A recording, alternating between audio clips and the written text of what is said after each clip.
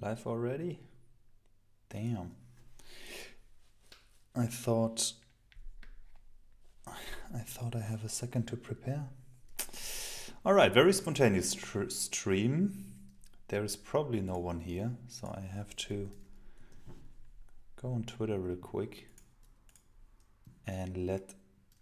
Oh, no, there is someone.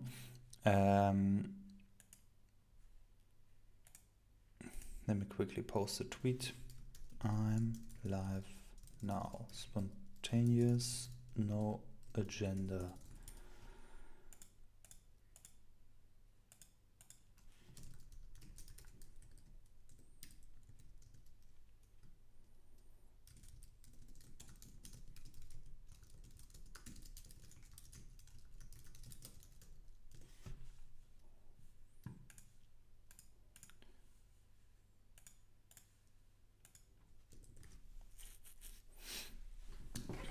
Okay, I hope all is good setup wise. Haven't checked. Can you hear music?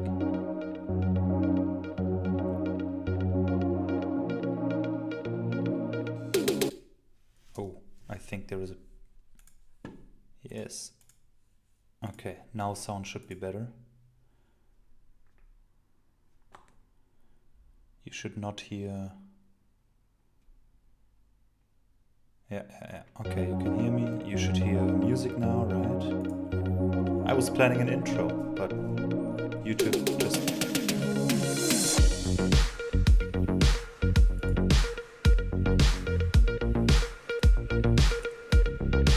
Yes, English stream. I started the music to entertain. Music is a bit loud. Yes, I can change that too.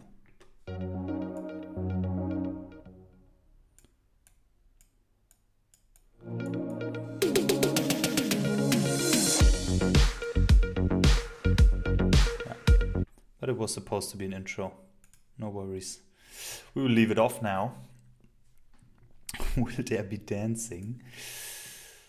No spoilers. No spoilers. I wasn't sure if I should code a bit or not. It's Sunday afternoon. I have or Sunday night actually. I have a tiny headache. No real agenda. But I just thought it has been such a long time since we live streamed here, so let's just do it. There were a couple of questions I received via email and Twitter, and I think, yeah, I will just answer them in the video, like in the stream, so I can send the people the answer via link, and it might help more people if if others have the same question.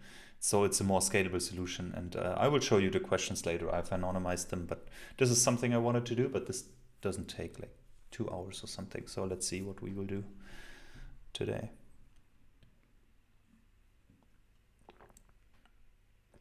Moin Thomas. How I got my first 5 customers? Actually, there will be a thread on this on Twitter tomorrow. But I can summarize it, I guess. So for Paket, I guess you mean, I also have 5 customers with Geoman, but with Paket, I live streamed this also as well. So this is still available as a video on this channel. How I got the first 5 users basically, or customers. No, customers. Customers means paying customers, right? So Paket, in the beginning when I launched it, it was free only. There was no way to pay. And when I launched the paid tier, I had already users that just upgraded then. So the first 5 customers is not that big of a deal. The first 5 users to actually use the product, that was more work, of course. So that I will tweet a thread tomorrow. It's published tomorrow. But yeah, at the end of the day, I looked at who are my target users, who's my target user group, where do they hang out online, and then I mean, they're not on Product Hunt or something, right? Where most indie hackers or bootstrappers launch. They are, for Parquet, they are in forums, like Wertpapierforum, like a forum for, like a German forum for stock traders, basically, or people who invest in stocks. They were in the, like, we only supported one bank, and in the bank's forum, those users obviously were target customers or target users. So I went into these forums and posted there. And then, you know, I asked for feedback, and then the first users tried it, and some liked it, some didn't. But this whole thing, when I did that, I live streamed that, so that video is available. You can watch it. Let me quickly, because I'm not sure if I will be coding. So let me quickly rearrange my setup here, and then I can share my screen and also find that. We can also take a look for nostalgia's sake.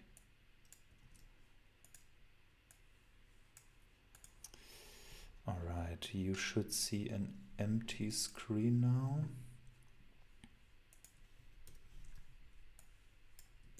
There we go.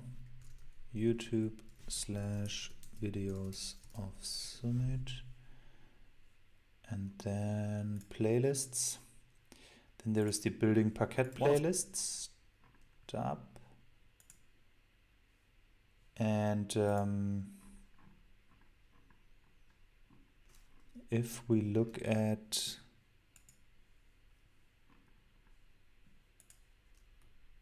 I mean, it's in German, the video back then. I switched to English later. But I think subtitles are available here. And let me quickly mute. So here, this is how the website looked back then. This is how I looked back then. And here I did the post in the forum. Wertpapierforum in this case. I posted on Reddit. And then I reacted to it. And this is the post in the community forum of Comdirect, the bank that we supported. And yeah, then I basically answered questions there. I watched upvotes. Reddit was very, very supportive. That was really nice. Awesome community. And yeah, there was a lot of criticism, especially here in Wertpapier forum. That was really they were criticizing a lot. Yeah, but anyway, that was how I got our first users, or my first users. I will post the link in the chat as well.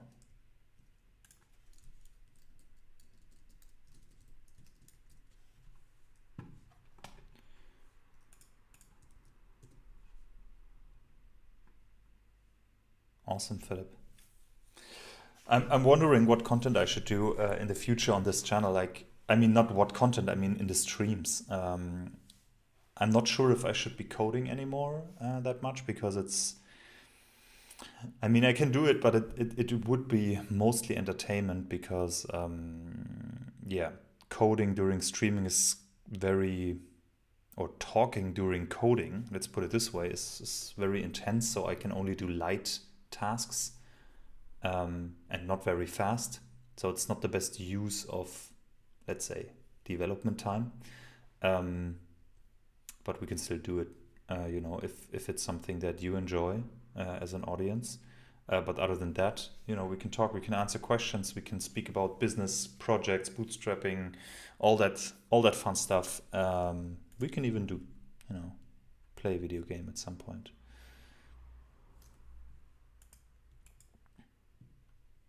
How we do a deployment, that's automated. We don't do a deployment when we merge something. It's automatically deployed. Let me quickly open up a pull request so you see that, how that looks like. Something where there are no secrets shown or something. Yeah, I think there is nothing really wrong here. So we use GitHub. This is the private repository here. This is a pull request. And whenever someone opens a pull request, there's probably not to see. You all know how a GitHub pull request looks like. So whenever someone opens a pull request, that branch is automatically deployed to 2 stages, development and integration stage. So we can test this with production data and with dev data, test data.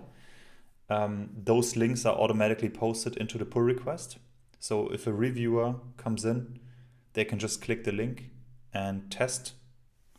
Doesn't matter if it's API or front end. Even for API requests, you can test this with a front end, like the web app. So everything is deployed automatically from those branches.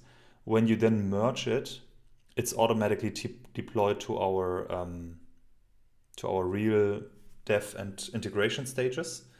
Before that, it's basically a preview deployment, like with custom URLs. But when you merge it into our main branch or our development branch, then it's deployed to our dev and int environments that have static URLs, like always the same URL, where we then test. And once we merge it into the master branch, it's in production. Then the user will see it. So all of that is automated. Video quality should be good. I have excellent connection. I have a good camera. Hopefully, chat, let Philip know how the video quality is for you. And if I have to improve something. RBAC. Role-based access control. Okay. Did you manage to implement roles and scopes with Supabase without using their Postgres row-based security policies? Roles and scope like Auth0 contained in JVT? No, we didn't do that with Supabase. No. We don't have that much roles in Parquet. Like in general, there are only 3, I think. You have the regular user, you have an admin, and you have the beta user. And there was one more, a security mod. That means like we have the, you can do suggestions to update data, like for all users. And the person who can accept it is a security mod, like security not in the sense for safety, but security for an exchange traded security, like a Wertpapier, stock, and so on. So we only have those roles, and we store them in our own database, not with Supabase.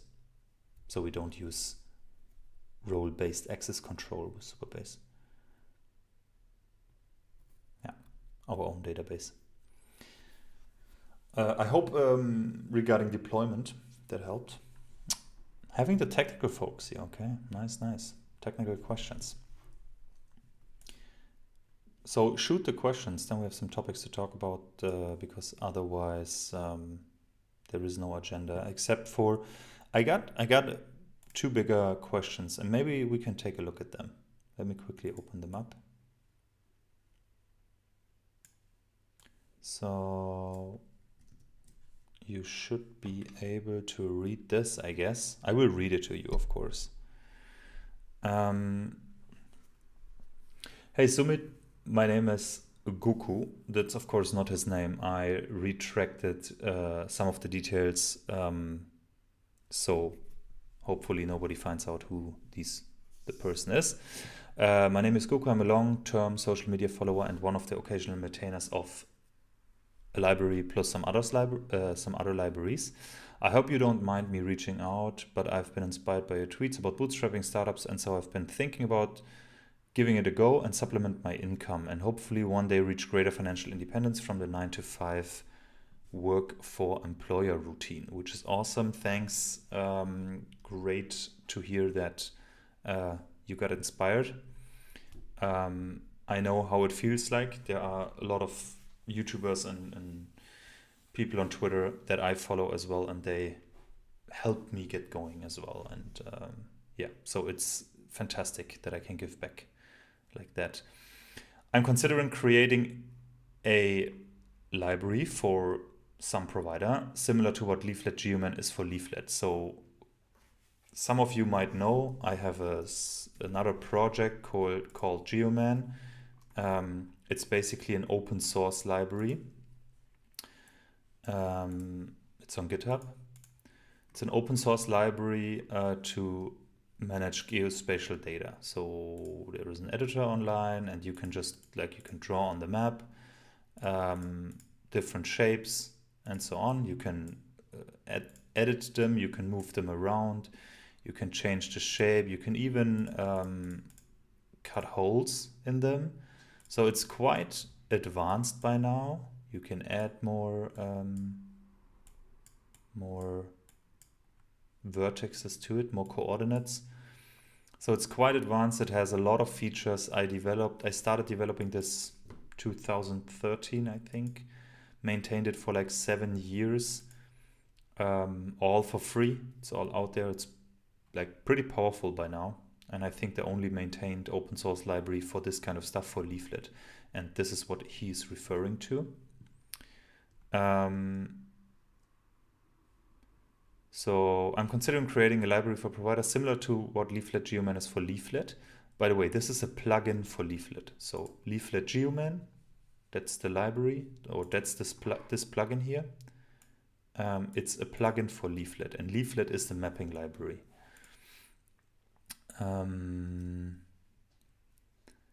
Plugin 1, so whatever framework he's talking about, there is a plugin already, and this seems largely unmaintained by the provider of the plugin, and the library itself is at parity with downloads to some other lib. So there are 2 popular libraries apparently, and so it's large enough. So I think there is enough market share there. I've been watching your progress with Leaflet Geoman Pro over the years, and it seems like it's a worthwhile exercise.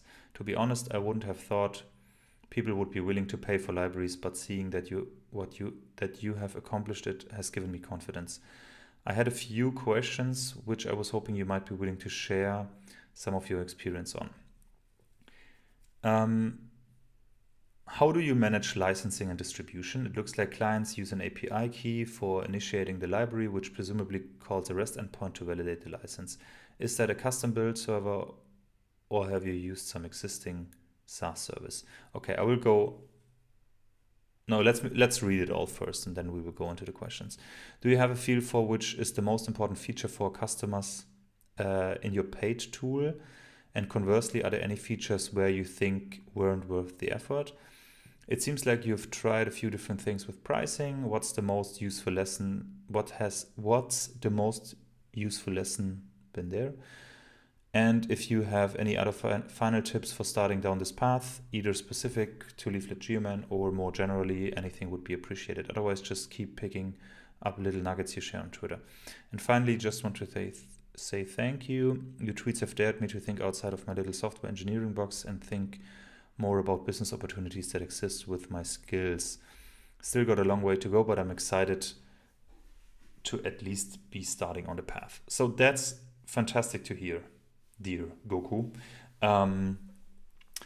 Yeah, so keep thinking about this. The one really important thing is if you put yourself into a mindset of like you want to create a business and you look where you can create value and help people, you will see like more opportunities than you can handle. So there are a few books that helped me like change my mind regarding this. I also recommended some of them to my wife, and she read 2, and she also started to see problems, solutions, businesses. Like it's really something where you have to be open to receiving to start seeing it. So the fact that you start this and think about this is already a great start.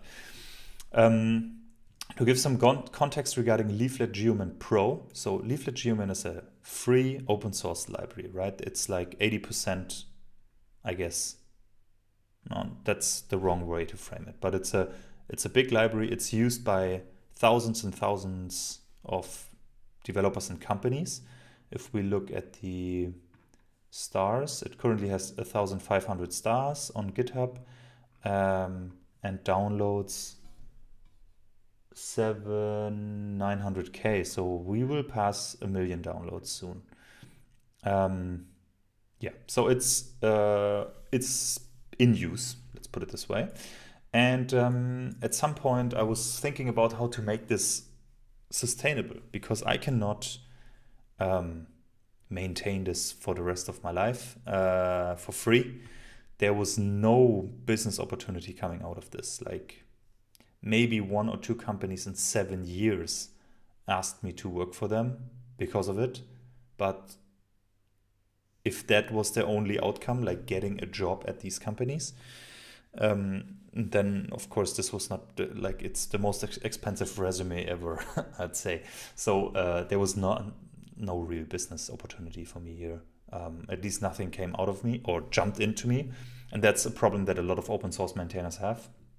So I was wondering how I could make it sustainable, and that means getting paid for my time, or to be, to have some income to be able to pay for someone else's time. Because of course there are open source contributors as well, but you need more dedicated effort to continue a library like this, in my opinion. Especially like a pull request could be made, but you need to review it, you need to decide on architectural things and stuff like this. So yeah. So I tried a pro version because I saw many companies use it. So I tried a pro version. And the pro version just has some more features. So there were a few features that just took considerable effort, and I thought an individual developer would not need this. Small projects might, but usually if this feature is required, then it's a company, a business with some sort of commercial intent behind it that requires this. So those features I've built in. There are a few more performance features. That means optimizing for super high data sets, pinning, splitting, measurements in the sense that if you draw, you have a pop-up and you see the segment length, the area that is covered, and things like that. Splitting is also something that is used in agriculture a lot. So you draw a rectangle over your acre, and then you start to slice it depending on the crops that are being planted there. And like, this library is used by governments to define no-fly zones or country borders. It is used by companies that have autonomous driving vehicles, and they basically manage the data, like the streets and where there are traffic lights and crossroads and things like that. That is managed with this library. Agriculture, as I mentioned, construction planning, so huge construction sites. They don't use maps like this, but they use drone images from the construction site as a map layer, tile layer. So instead of this map, you see an image of basically like a satellite image, just more detailed. And then they draw with these tools here. They basically draw the different construction site modules, like a crane, and this is where trucks should offload stones, whatever, like all these different things on the construction site. And when they change it, for example, they move a crane, like the planners take it and move a crane there, and the people on the construction site see that and then execute it. So it's basically planned by whoever is planning construction sites, and then it's executed directly there on the construction site. So it's a planning tool for them. So there are many use cases, right? Logistics companies, shipments companies, like in so many different industries and governments, this library is used. Even NASA uses it, which is like that I'm pretty proud of. I asked them if I can use their logo on the website, but they said no. Here. So yeah, and I figured, okay, some might pay, and some do, but I wouldn't call it a success necessarily, because it's, I will get to it, how the status is currently of Leaflet Geoman. Like the last Leaflet Geoman video is a bit like a few months old, so it's, I guess, a proper segue to give an update on that. And I will get into these questions now and will answer basically what Leaflet Geoman is doing today. So there is a pro version, people can pay for it. And let's get into the questions. So first one is, how do you manage licensing and distribution? It looks like clients use an API key for initiating the library, which presumably calls REST endpoint to validate the license. Is that custom built? Okay, so distribution means how do customers get access to the library, and with the open source library, it's published on NPM. That's a standard way basically to get JavaScript libraries these days, and people install it into their on their projects. They can also just download it from here and use it there, but those are the two ways that I offer. You can download it and you can install it via a package manager. That's very technical, but anyways. Now the pro version, and you will, the people who follow me know that I'm a very pragmatic person, so I do things manually until, it hurts, and then I will automate them. So I do this manually. That means if a new customer comes in, they pay, everything is set up, and they paid, and now they get the library, I send them an email link to a Google Drive where the file is hosted for them, and they can download it and install it in their project manually. Like shipping software like 1999 or something. So no package manager, no nothing. If the project would scale a bit more sales, and this becomes too cumbersome, and of course I want a way to, when people stop paying, that they won't receive, that they can't use the library anymore, then this is not the best distribution model, of course, because in general, you give a company the code and they have it. If they stop pay tomorrow, they could still use it. I could never know if the project is not public. But in this case, I trust first. If they download it and use it, fine. Or if they rip me off, let's say, pay only once, that's also fine. But I charge a high price and I charge yearly. So that's okay. And then they won't receive updates ever again and bug fixes if they don't pay. So I'm not that worried about it. And it's also companies. They have legal teams and procurement teams. They make sure they don't violate licenses and things like that, so they can't get sued. So in general, I'm not that worried about like companies, large companies ripping me off and paying only once and then having the library. So that is not that big of a deal. But scalability is a problem if it would have like hundreds and hundreds of customers coming in, let's say per quarter or something, or even per year. What I would do is I would create a private NPM registry. So if you know Font Awesome, they do this pretty well. I'm a pro customer of Font Awesome. It's an icon library. I use that in all my projects. And they basically have a private NPM registry. That means you can do NPM install Font Awesome, or in our case, you would be able to do NPM install Leaflet Geoman Pro.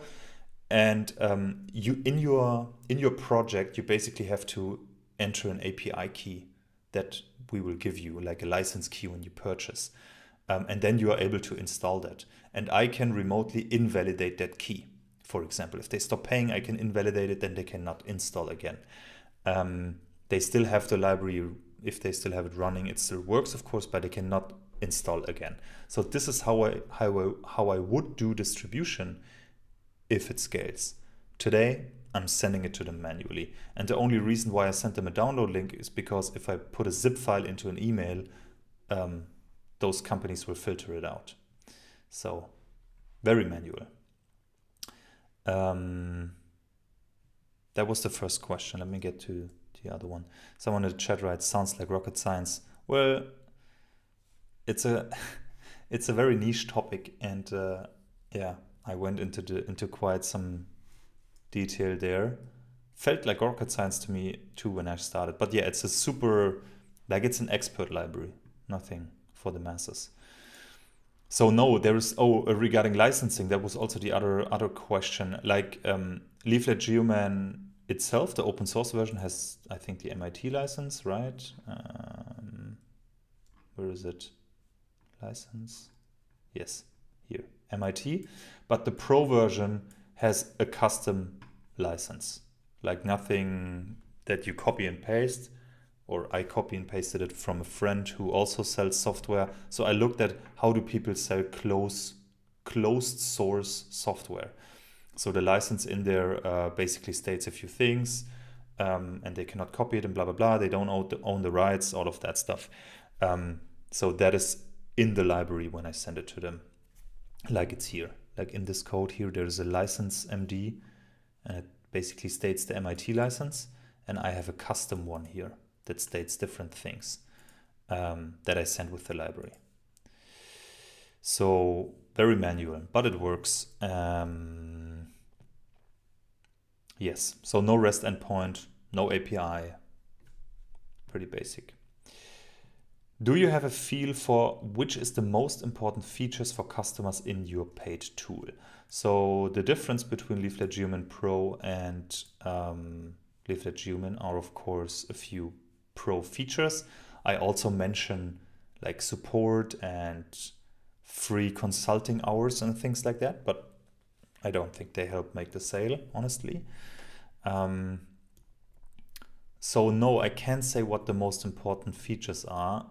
Some customers mention they want the measurement features, others need the splitting features. There are others that say high performance, and there are, I guess, hundreds and hundreds and hundreds of customers that are happy with the open source version, because the open source version is very, very powerful already. Like seriously, there are a ton of features in there that I wouldn't have put in if I thought about a pro version in the first place, but now they're in. So yeah, some of these drew, but there is no specific feature where I would say that's why they came. Pinning is also like super productive for some of these companies that need to edit large data sets and have like adjacent polygons that need to share a border. Like I will quickly share what this means, but maybe this is too nerdy. So you have a polygon like this, and now I have a second polygon that shares a border. So as you can see, we have some snapping here. So the coordinates underneath are exactly the same. There are no overlaps and no gaps between these two. That's very important for these companies, of course, for these projects, data accuracy.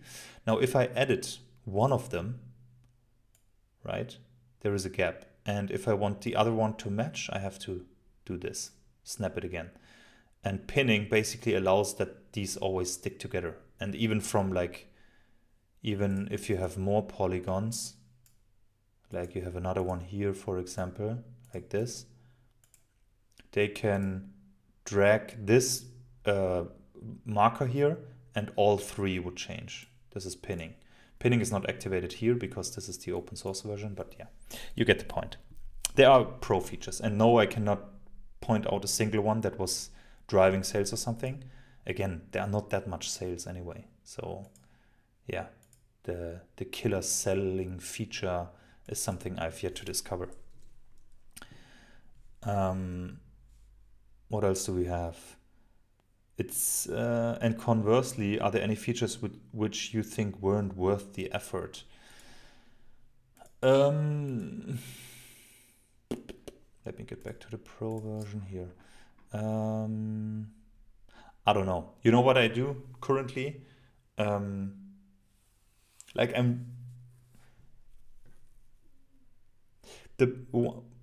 it's maybe a bit harsh to say, but I don't want to spend time on Geoman, or not a lot. I want to spend my time with Paket, with this YouTube channel, with Twitter, and things like that. I still think there is opportunity in Geoman and I want to grow it, but I don't want to code on it, for example. I don't want to spend time coding. So what I do is, if a company comes in, and it's enterprise, they don't come in and say, oh, you don't have this feature, we will not purchase. They say, we want it and we want these features. And then I say, well, my daily rate is 1,000 euros. We can develop it for you. And then I tell them, like, I really don't do, like, I don't do any, how do I say this? I don't take prisoners, you know what I mean? I'm like, if I have to work on it, it should be worth it. So what I do is I tell them, okay, for this feature, I need 2 weeks. My daily rate is 1,000 euros. That means it's 14,000 euros for this feature. And the license fee is whatever per year. And you need to purchase the license before, because I only do custom development for customers, for pro customers. They purchase the license, then I hire a freelancer to do the work. They get most, like not everything of course, but they get most of the custom development work, and I have like a 20% margin on that or something. So then it is developed. I pay someone else. Of course, that is like, building a team, building a business. Otherwise, you are, renting out your time. That's not what I want to do. So I sell the custom development at a higher daily rate. I contract a freelancer to build the features. They get paid very well as well. And everyone's happy. Like for the enterprise, they don't care. That's like 1,000 euros. They have to pay much more for their consultancies and things like that. And especially if they're in the US, 1,000 euros per day is not that much. But it's a lot in Germany. I know that. Either way, it's 1,000 euros in agencies. It's still 700-800 euros in agencies. So maybe 1,000 euros is not that expensive. Anyways, that's how I do it. That means enterprises pay for new features, and it's in the contracts and everything. We own the rights to the software. We extend the software for them. They pay license fee for the software. They pay for the additional features, and we own them and put it into the pro version. So new customers have more features. That is the beauty of software and a single shared code base among customers. And it's how I would recommend everyone to do it. Like that's, if it would be a cloud solution, it would be exactly the same. Like if I go to Atlassian and tell them, please put a feature in Jira, and they say, well, yeah, pay for it. And I pay for it. Of course, this feature gets implemented for everyone. But I don't think you can pay Atlassian for a new feature. Anyways, that's how I do it. If no company pays for it, I would not develop the feature probably, except if it's open source. Yeah, but that is also the only, like this freelancer that I mentioned. He's also building a lot of features for the open source version. So I let companies, or I charge companies that to be able to also provide the free version. So I think, this is, that's just, I think, a good model to do business, both in a business perspective and in an open source perspective. And I hope to make it sustainable at some point, but there are not enough customers to make this like really sustainable. It's still, the only reason why you could say it's profitable is because we still do work in the open source version for free, but you could kind of say it's profitable only because we most of the features are already developed, and we do maybe a release once a quarter or something. We would do a lot more, of course, if we would have more customers. Okay, so that was the next question. It seems like you've tried a few different things regarding pricing.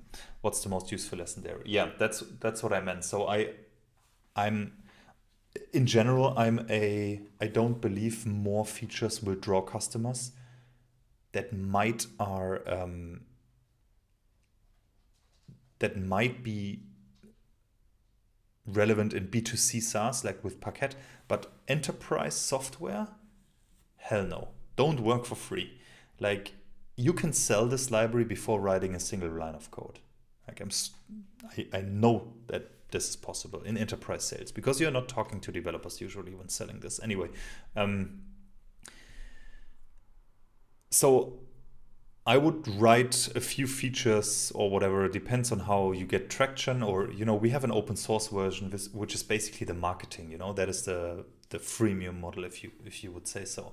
And then companies reach out. All of the leads are inbound. So I don't go out and try to sell it. These are emails that are coming in from the website, geoman.io. Here they see the pro version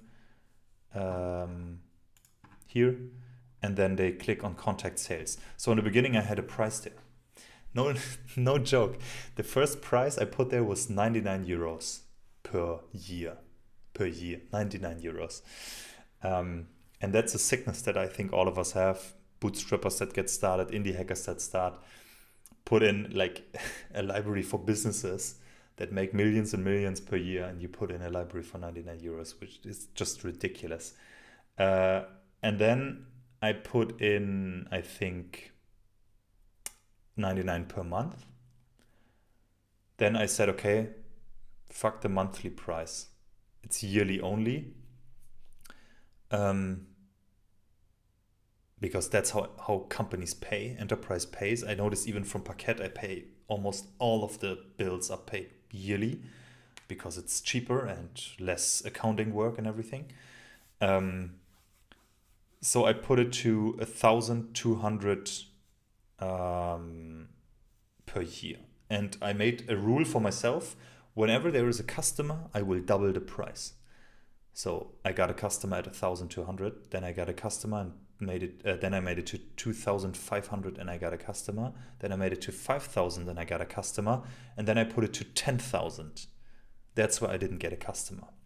So I did a little digging, and I have my fair share of experience in working in enterprise myself. So I know that at least, I know that that's the case in Germany, and I assume it's in a lot of countries the same. In these different organizational structures, each manager has a budget, and there is a threshold of money they can spend without approval. If they spend above that threshold, it has to go through an internal process where they have to get approval from procurement and another manager and everything.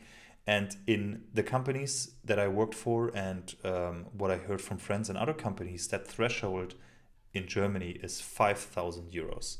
So if you are 4,999, you're below threshold and you can sell. And I put the price to 4,999, and then sales started again, which was great. Then manager could purchase without going through the entire process. So I put that price on the website, but I knew that there were a lot of small companies that didn't reach out due to the price.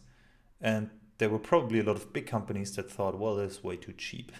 Sounds ridiculous, but you know what large companies pay sometimes for these. Just think about that. I'm a bootstrapper. I have a small project, Paket, like a small company, and I pay 12,000 euros per year so MailChimp stores my email list. Like, I'm not sending nearly enough emails that are included in there. Like, I have a budget of millions of emails. I'm not sending them. The price is determined by the number of people on the mailing list. And I sent like 12, maybe 15 marketing emails or product update emails per year. So the majority of that goes into simply storing that email list. Think about that, 12,000 euros per year. Now, of course, we want to do more with MailChimp, so the money will become worth it. But just so you understand how these super large companies, what they pay per year, and you need to find out what value you can provide to them. If they want to code this themselves, this is the measurement I'm trying to take. If they want to code this themselves, They need one developer full-time for multiple years. Even if they copy my open source library and then start from there, they will need a long time. And one developer costs them at least 100K per year, if not more. So what's 5K per year? Nothing. 20? Nothing. Like, that's how you should price that. Think about how many engineers they need to build it themselves. That's what you should value against when you are selling B2B. At least one way to put it. A better way is even if you know how much value you provide to them. Let's say you optimize performance of, or whatever. You know that you can increase their revenue by 10%. Take 1% of that increase. That is the best leverage. But I can't do that with this one. So looking how much engineering effort they need or resources they need is a good way to price it. Now, what I wanted to get at is I had like $4.99 on the website, and stop screen share for now. I had $4.99 on the website, and there were a few reaching out, but not a lot. And at some point, I wanted to try something, and I removed the price completely, like it is now. It just says contact sales, and then I got a lot of inbound emails, like multiple inbound leads a week suddenly. And of course, from small startups to super large enterprise all over the world, even governments. There are multiple governments in the world that pay for this software, which is crazy. So they started reaching out, and I'm not a fan of sales, but then it starts. And luckily, I worked in Stripe at sales and had a few sales trainings and, only enterprise sales. So I know the process a little bit at least. Try to, do that. But I also know it can be done, not only can be done much better, but I could also put much more effort into the sales process. But anyways, I answered the emails, I give them quotes. I try to find out what the company is. So if they have a signature or by the email address, I try to find out what the company is, what they do, and how big they are. And depending on that, I'm giving them a quote. To small companies, I sometimes give a quote of like 600 euros per year. And to others, I give 25,000 euros per year. Now, this is not always successful, of course. I still, like I said in the beginning, and I can still confirm it, that I would not consider it hugely successful yet. I mean, it does not even 2,000 euros per month currently. So it's not that successful. But things are getting more promising. Like I have more leads now. I'm getting better at qualifying them and getting forward. There are a few in the pipeline right now, but enterprise sales also takes a long time. We have to go through the entire procurement process at these companies. I have to do calls with them. I have their legal team review my license things.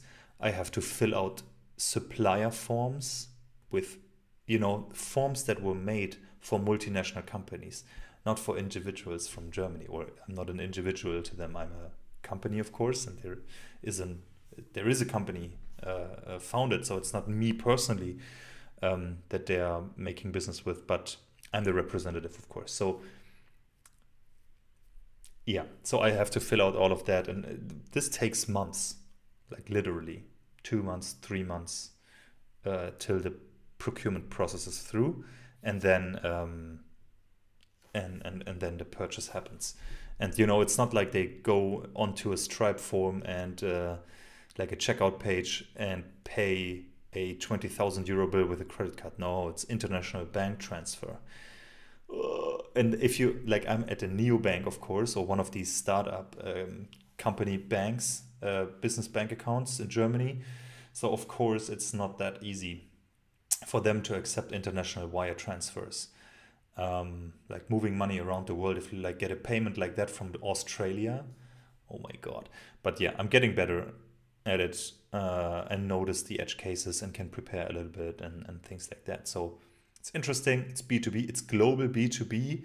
I think it's a much more profitable business than Parquet. B2B, always more than B2C.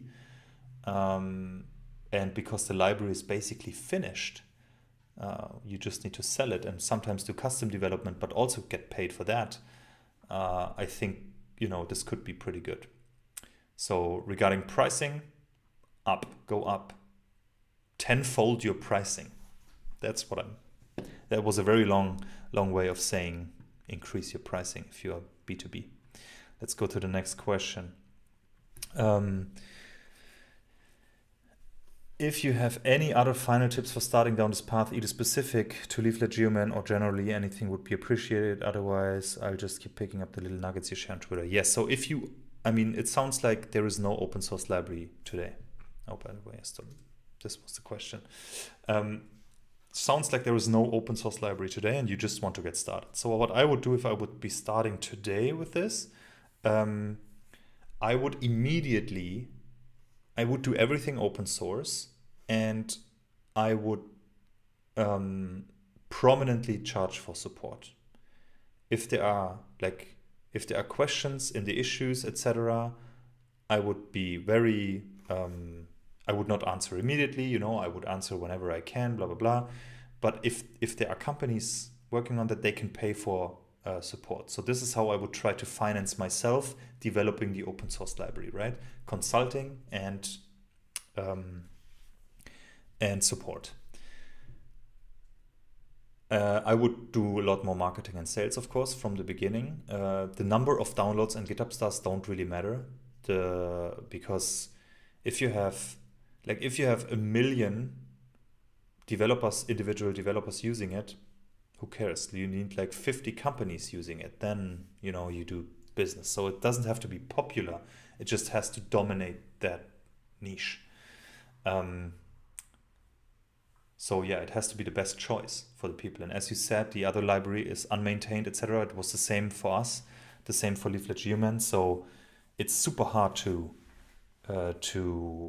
for someone to come in and steal this spot now, because it's a huge library. I mean, they can copy the open source version, but they have to put in so much work to match the pro version, and it's not open source, so they cannot copy the code. So I would start with an open source version only, get some traction, find some businesses, do consulting and support work to refinance your work going into it, because otherwise, it's years worth of your time investment before a single euro or dollar gets in your pocket, and I wouldn't do that anymore. Back then I started it because it was fun, because I had fun doing it. There was no financial motives. But today I'm building businesses. And then, when you get your first customers and they ask for dedicated features, then I would start a pro version and have them pay for developing those pro features. This is how I would start. So I would only start a pro version when companies come and say, we want this feature. Then I would build it and not open source it. And then you have a repertoire of features that companies wanted, that you keep in your pocket as pro versions, closed source, and then you can trickle them down over the years into the open source version. So you can say, okay, I have a lot of customers now. Now this feature, we will open source it. So the open source community benefits from that as well. That was the idea in Leaflet Geoman as well. I hope that helped. I got a little bit into a rant on that one. Apologies.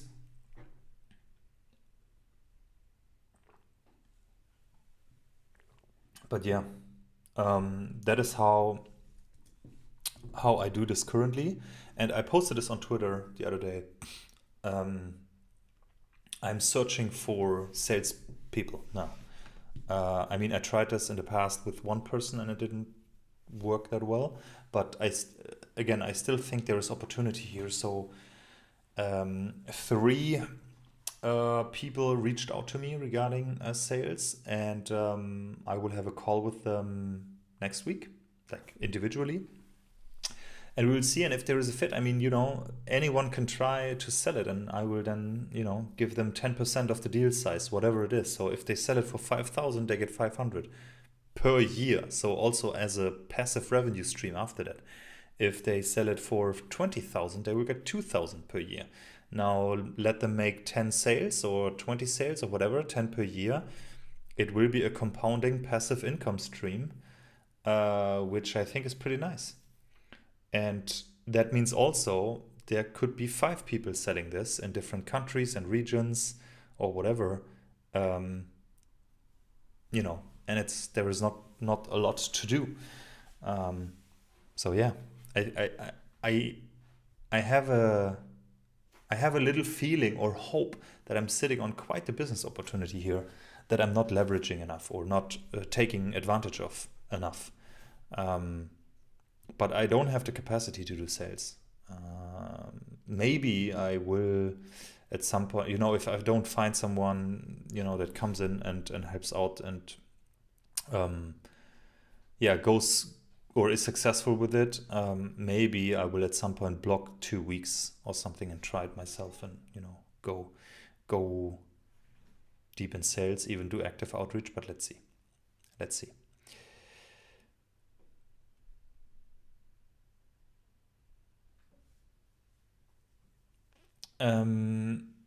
All right, let me check the chat.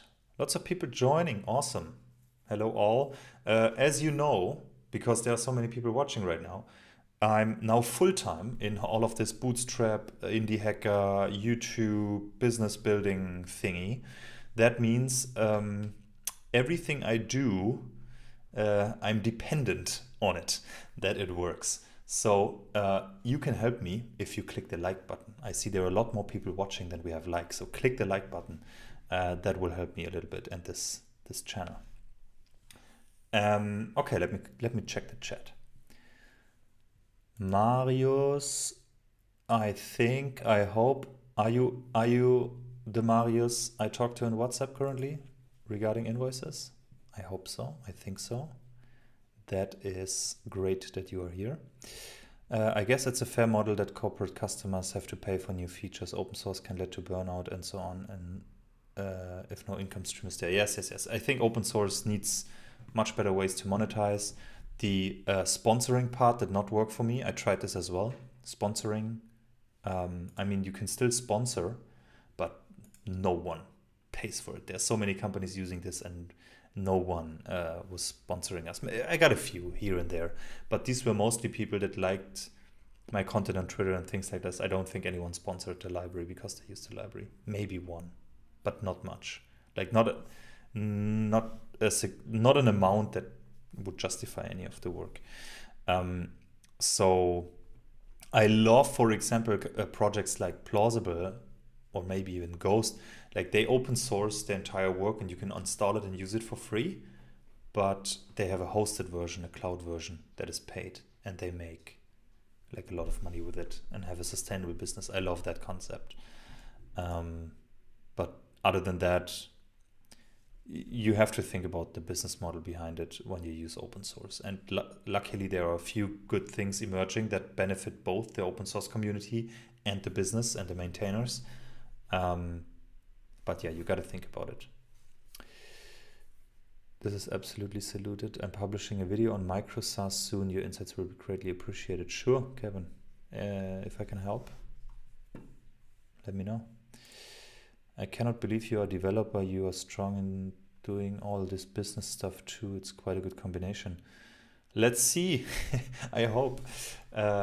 Currently, yeah, there is still quite a way to go to make this new life that I'm living since 3 weeks sustainable, and get back to anywhere close to where I was before, financially especially. So yeah, I hope I'm good enough business-wise to do all of this, but I sure as hell giving my best and learn on the way as much as possible. Thank you. All right. So let's get back to the person who asked the question. Dear Goku, I hope this was helpful.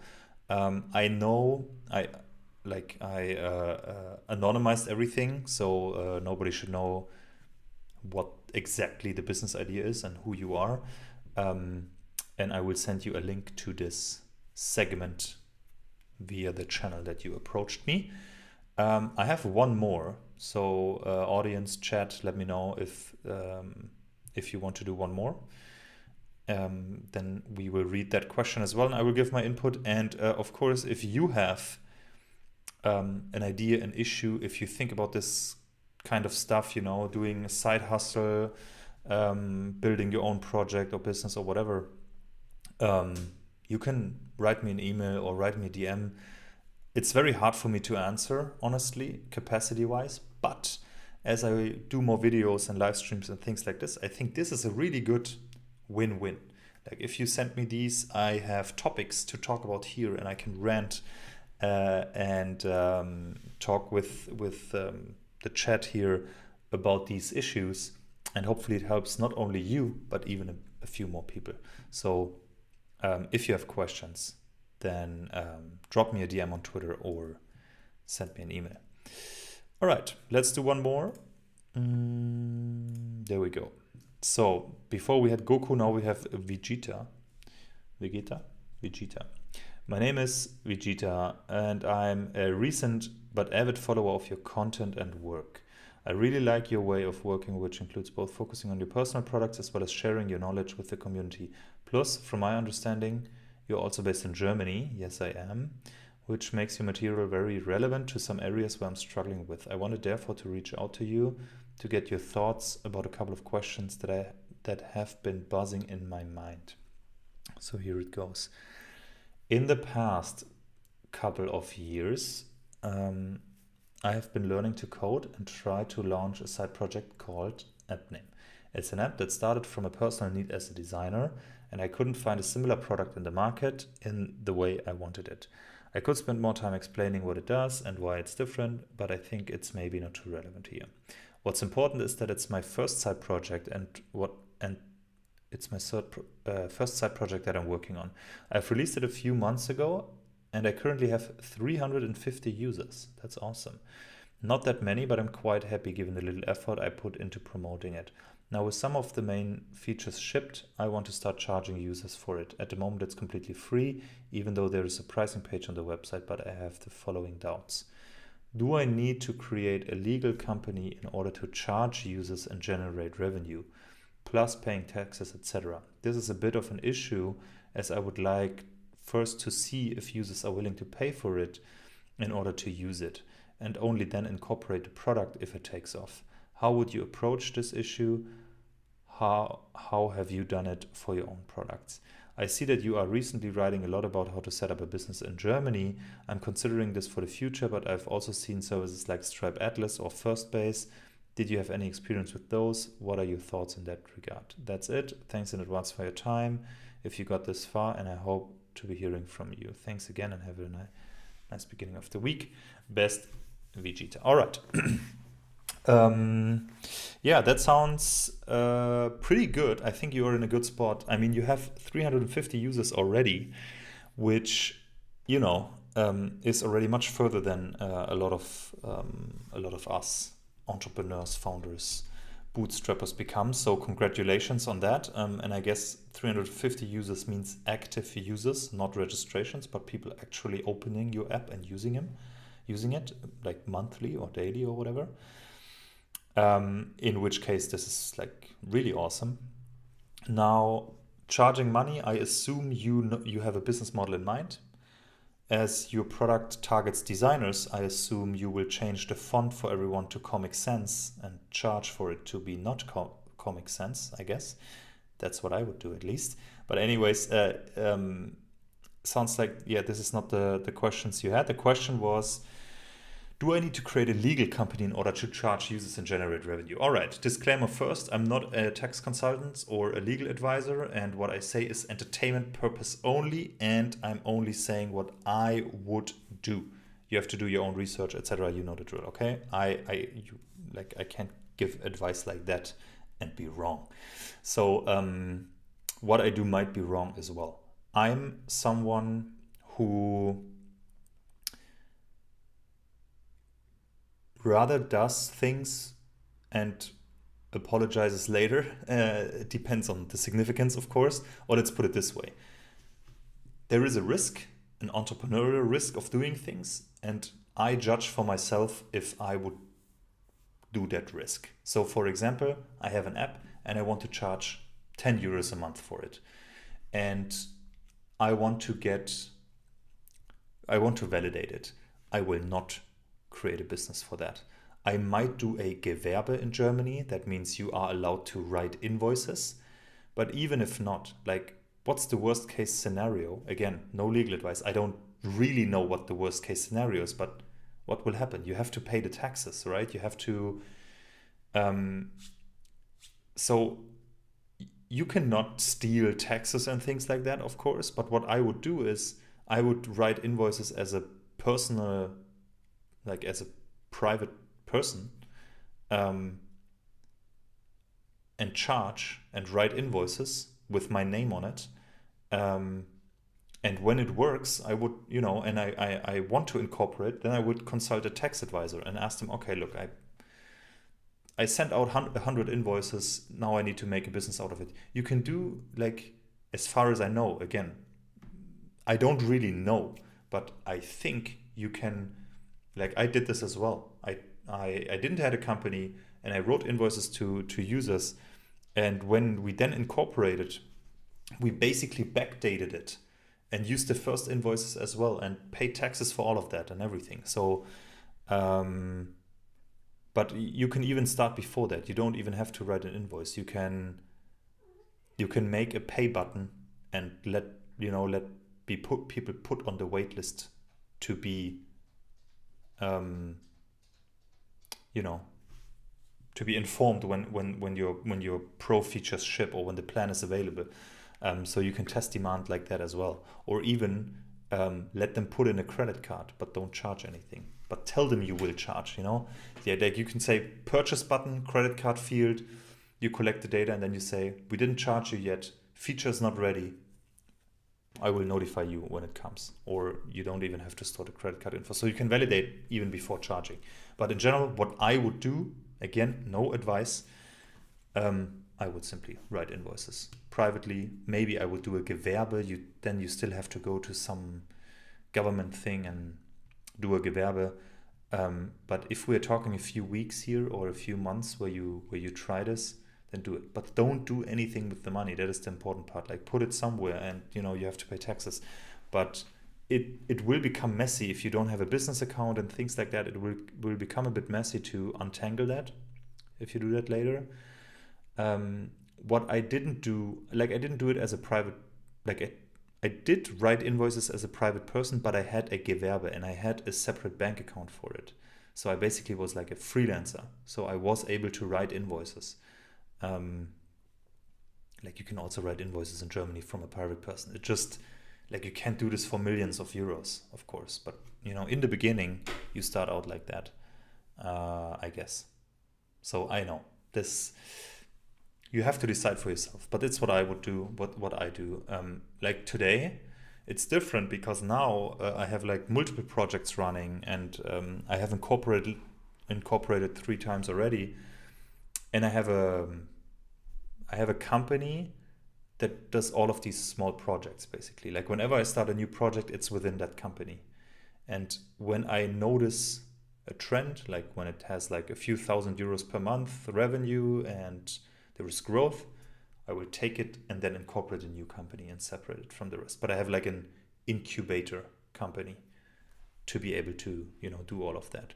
So if there is, for example, revenue from this YouTube channel, which there isn't, but technically if there would be, or from GitHub sponsors, or from my newsletter membership or something like this, all of that goes into that same company until one of the projects is too large, and then I will make a separate company for it. Why? Because if you have multiple different projects in one company and you want to hire people, or you want to have investors, or you want to sell it, or then it becomes really, really messy. So if you have a project that gets big, make your own company for it. For example, Paket is its own company. The employees are, of course, employed at that company. So it's completely separate. And I could take on investors or sell it or whatever, and not affect any of the other projects. All right, second question. I see that you are recently writing a lot about setting up a business in Germany. I'm considering this for the future, but I've also seen services Stripe Atlas and Firstbase. Did you have any experience? So I didn't have experience with those in the sense that I used them to incorporate. I don't know Firstbase, but I know Stripe Atlas. And I think it's fantastic. If you want a business in Delaware, then use Stripe Atlas. I think it's the best way to do that. If you live in Germany, and then I wouldn't do it. Like, there will be more consequences down the line if your business is not in Germany. Now, I can't really speak to that a lot. I just heard that from like very savvy founders and investors. Like, I wouldn't, like, I maybe would create a company outside of Germany to try it, but you know, for example, Paket, it's a German business with German customers, specifically targeted at German customers, German partners, German banks, etc. Like, I wouldn't do a company in Delaware for that, of course. So you have to balance this yourself if you want to do a company outside of Germany. Inside Germany, like Stripe Atlas doesn't work in Germany as far as I know. I would love to create something like that or automate that. That's why I create the course, to first give basically a to-do list. This is what you do. This is what you have to expect. These are the contract, basically from my legal advisors and tax advisors, the contracts that I got. I will put them there as templates for you to use. Obviously not as advice, but you can use them as inspiration or entertainment, whatever. And I can make intros to lawyers and tax advisors and whatever you need. And it's basically a to-do list at the end of the day. Not a to-do list. It's a guide to incorporate in Germany.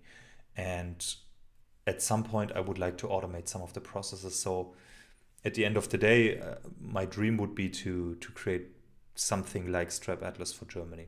Maybe that's what Firstbase is doing. I don't know, but I don't know it. I will check it out. We can check it out now. Firstbase. Make remote work incredible for people. That sounds more like I can use Firstbase to get remote employees into my company. But can I also incorporate with it? No, they empower companies. Not sure if they incorporate companies as well. Maybe it's the wrong side. I don't know. Yeah, so I think they are great, but if you want a business in Germany, you should do the manual task. If you want basically a written guide, I'm writing it right now, and I'm pre-selling it for 50% off. So that is something you can do. I'm tweeting links every now and then, and I will also post a link to that in the chat if anyone is interested. And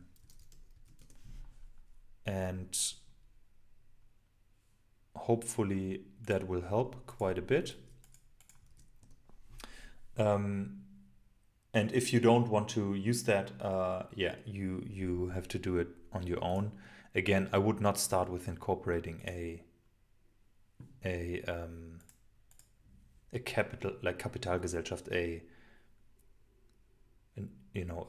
bigger German business. I would start with Gewerbe anmelden in German. So just tell, you have to Google it, but I guess the Handelsregister or whatever, the Gewerbeamt, I don't know the English words for that, the government thingy for doing business, tell them that you want to do business. And the only thing they care about is that you pay your taxes. So I would do that and start and validate as fast as possible, and do this big incorporation only when you do a few thousand euros per month. Otherwise, I don't think it's worth it. All right. right, that was the second one.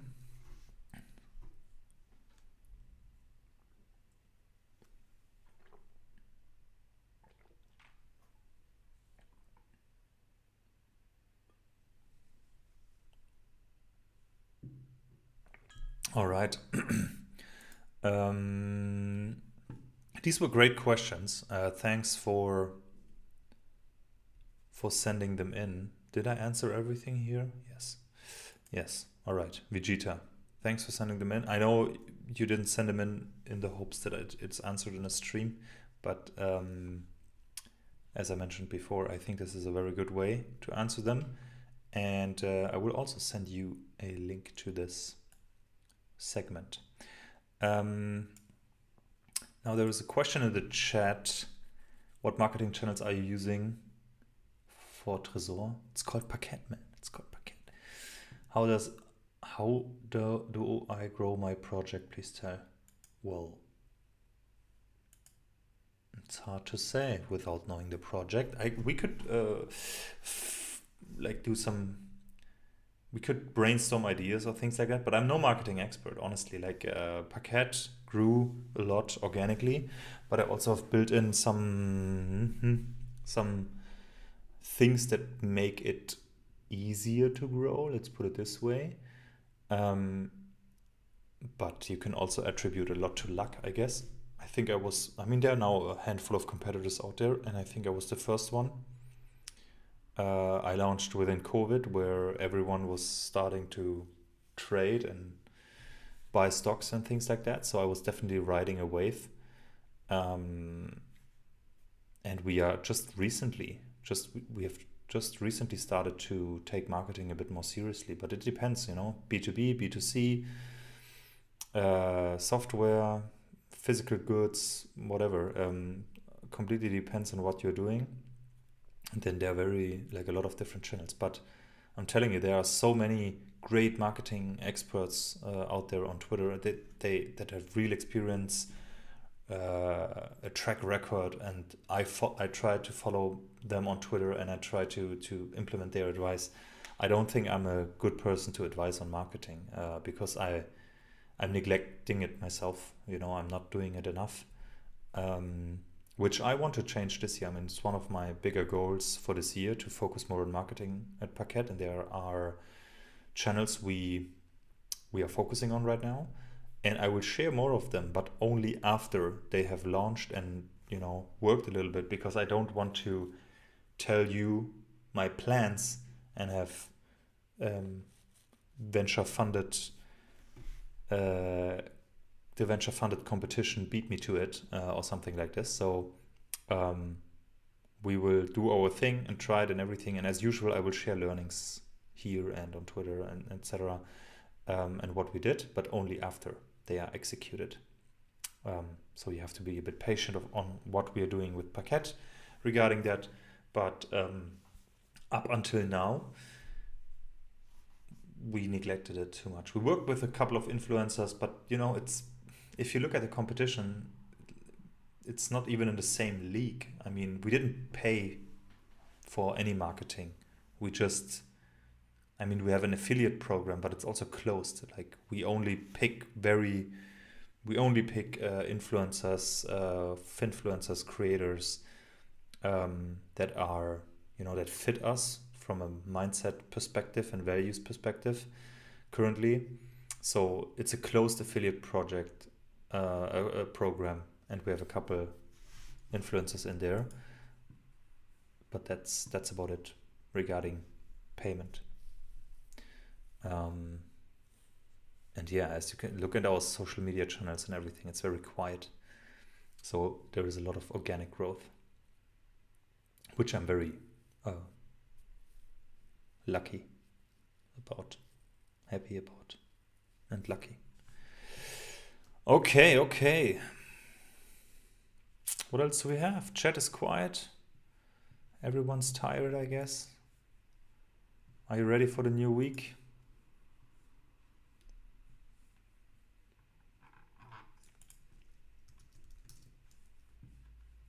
I'm not starting to code now.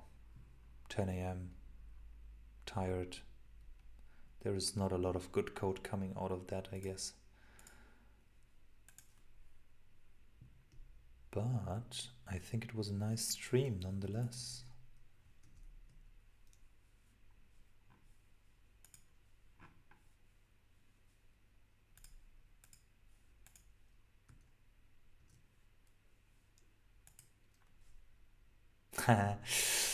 Yeah, Niels is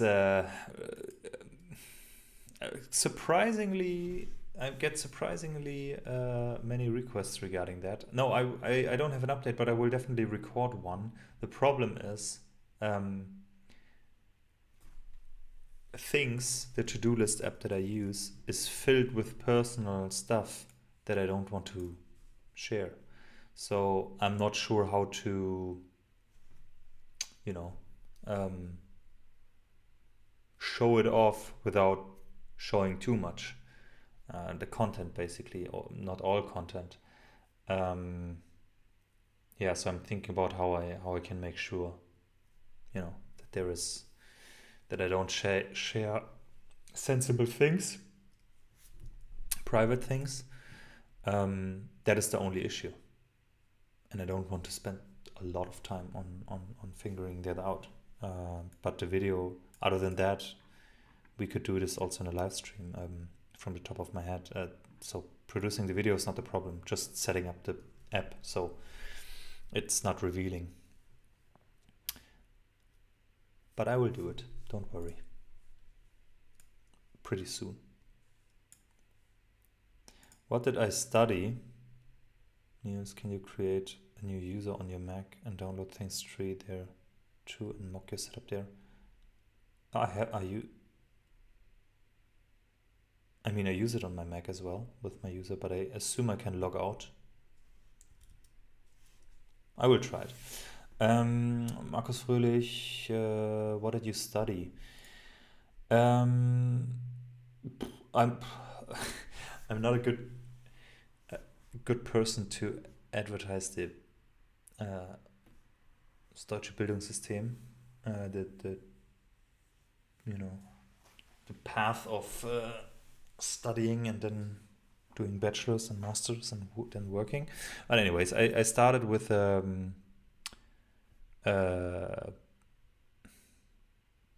have to find. I always forget the word. Let me quickly think about it, because it's a German word and then I have to translate it. So it's basically hardware engineering, like Maschinenbau, but with a little bit of BWL, finance stuff. So it's not the Wirtschaftsingenieur, which is 50-50, and it's not the Maschinenbau, which is 100% engineering. It's exactly in between. It's 70 engineering and 30 BWL, finance stuff. What's the word for it? Technische Mechanik? Nee, I don't know. I don't remember. I don't remember it. Yeah, so basically mechanical engineering or something like this. I started that 3 semesters, I guess. But I worked as a software engineer, as a freelancer on the side to finance basically my, the studies, my life, rent and everything. So I had to work. And this was biting itself, a little bit. I worked on software and studied hardware engineering, which was not, I thought at the end of the day, this should be more complementary. So I wanted to change to like I studied in Stuttgart, and I wanted to change to the Hochschule der Medien, like and study something more in the software and digital product realm. And there was time between, so I stopped studying mechanical engineering, and then there were like 4 months before the new semester started. And in those 4 months, I increased my freelance work. I basically told my client I'm available full time. I got more clients, I got more work. I said, all right, that's pretty good money, and it's pretty fun. I will, postpone the start of the new semester for half a year. And then again, and 3 years later, I still didn't started studying, and no one cared, and I got more clients and more clients, and I got job offers. So I said, okay, nobody cares if I studied or not. So at the end of the day, I don't have a degree. I'm a degree-less person, which in Germany is not very advisable. That means you have to prove yourself everywhere, at least in the beginning. You have to start at lower salaries. But, I did my way, and like salary was not a problem. Even the German corporations that say you only come in here with a master, I was there, and everyone else had a master, and it didn't make them any better or geniuses or whatever. It doesn't really matter if you are curious and learn and work hard. The degree is maybe an opener, but it's not like you will learn anything that you can't learn without it, in my opinion. So the degree, it doesn't hurt, but it's not like if you don't have a degree, your life is over or you can't do career. Like I was at Daimler in management and Porsche and whatever, these companies that are hugely rigid about this. Luckily, I was also able to work for Stripe. Had big salaries and small salaries, etc. So I don't feel like I missed anything I don't think there was anything that I would have gotten or done if I would have a degree that I missed now or something like this. The only thing is that I dodged a bullet where a company was seriously focused on me having a degree. They even told me that I should take a sabbatical to study, even if it's a philosophical field, just to have the degree, because otherwise I wouldn't get into certain positions in the company. And told them it says more about you than me if you want me to study anything just so I studied. Where I think, okay, well, it's not the company for me. So I dodged that bullet.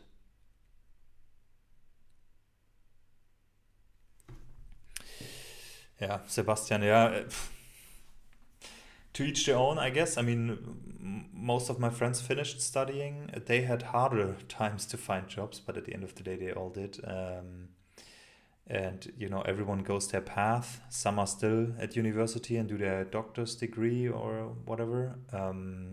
Others are in working mode. I don't know.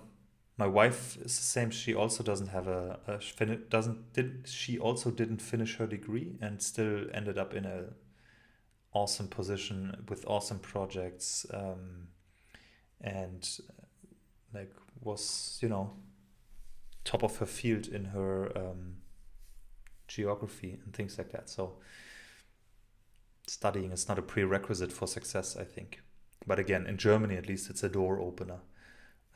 But you get more creative if you don't have a degree, because let's say, just as an example, okay, a popular company has an opening for a software engineer. Now they get applicants from with master's degree. They have a big stack of applications for master degree. And I send an application without a master degree. Why would they choose me? If I have a master degree and I send an application, I'm in that big stack and compete with all of them. So I always had to find different ways. I never got a job by applying for it. Never. I didn't even get into the interview round. So you have to get creative, which I did. And I would totally recommend this. I learned this already as a teenager. I will do an example from there. So, for example, I worked since I'm 14 or something. I had jobs in whatever, construction or in the supermarket or wherever. So, Nebenjob in Germany, right? You have a job next to school to earn some money and learn a lot. So you go to these companies and you want a job, or people send their resumes in and want a job. And again, they have this big stack of applicants, and I'm definitely not the person they would pick before. I mean, name and color are a factor, especially 20 years ago, in where I grew up. And then not the best grades and everything, whatever. So on paper, a lot of people look better than me. So I knew I had no chance being in that stack. So what I did instead was I took my application into my pocket and I went there. And I went into the store and asked who is the shift manager or who's the manager. They told me, and I told them I would like to speak with them. Okay, then I spoke with them. They were there working, and I went them. I looked them in the eye. I shake their hand. I told them, "Hey, my name is Sumit. I see you have an opening for this job there. Whatever. I would love to help out. I'm, whatever." On time and curious, and will do my best, and we can do 2-day trial unpaid, and here are my files. The manager takes my file. Who do you think is on top of the stack now? Even if they go to their desk and put my file on the desk, I'm on top of the desk and in his head.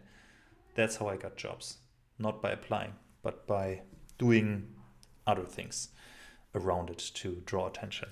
And that helped me a lot, and I can totally recommend that. Like, I also think, that's what most people do, I guess. So, applying, it's what most people do, but I also think a lot of my friends who finished studying and then applied, some of them really had a hard time finding a job. Why? Because there were so many applicants, and everyone had a good resume and a good grade, and on their degree and everything. And I always thought, that's not how you get the job, by having the best grade and like putting more stars in there, etc. The people on the other end of the line are humans, and they need to think about you when they think about filling that role. And if you solve that problem, then yeah.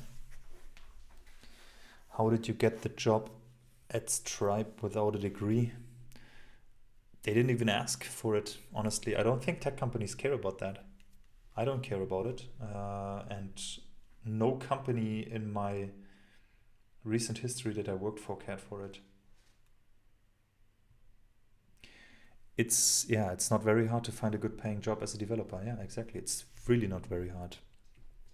And with Stripe, there was never a question about my degree. So yeah, if you pass their interviews, which are difficult, then they deem you worthy. Let's put it this way. But yeah. So yeah, I'm maybe not the best person to ask regarding the German Bildungssystem, educational system. I'm not against it at all, but I think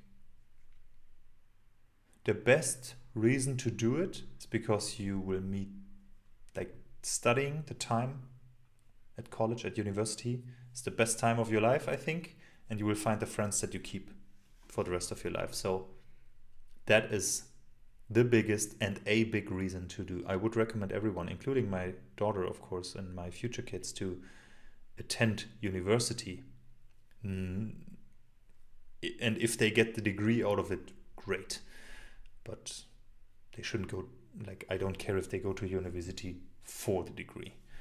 At least I don't, but I still think they should do it.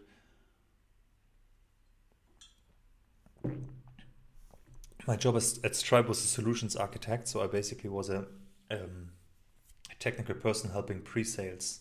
So there was a salesperson, account executive, and I was a technical person in pre-sales, figuring out with potential customers how their solutions with Stripe could look like to cover their business model and their needs. Stripe is growing like crazy, so if you want to apply, it's a fantastic company. I would definitely encourage you to apply, especially in Germany. They want to grow more and would love to find more people. All right, guys, girls, I think let's call it a wrap. How long are we here now together? Where is my... Do we have 90 minutes? Where's my statistic?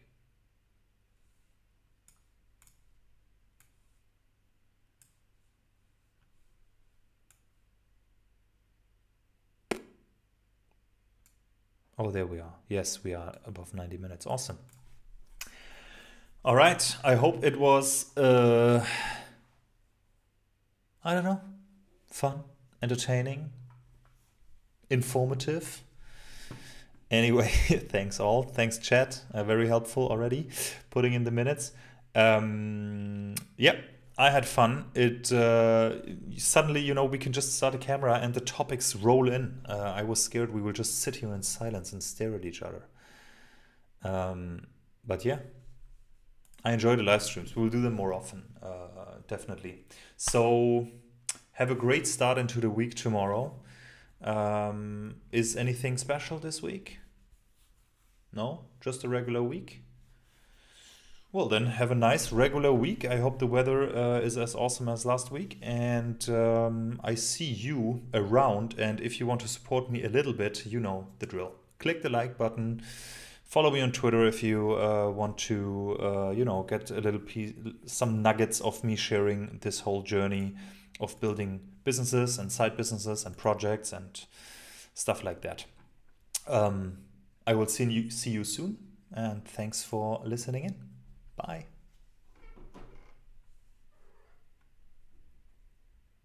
I don't have a outro thing here, so I will just put in music.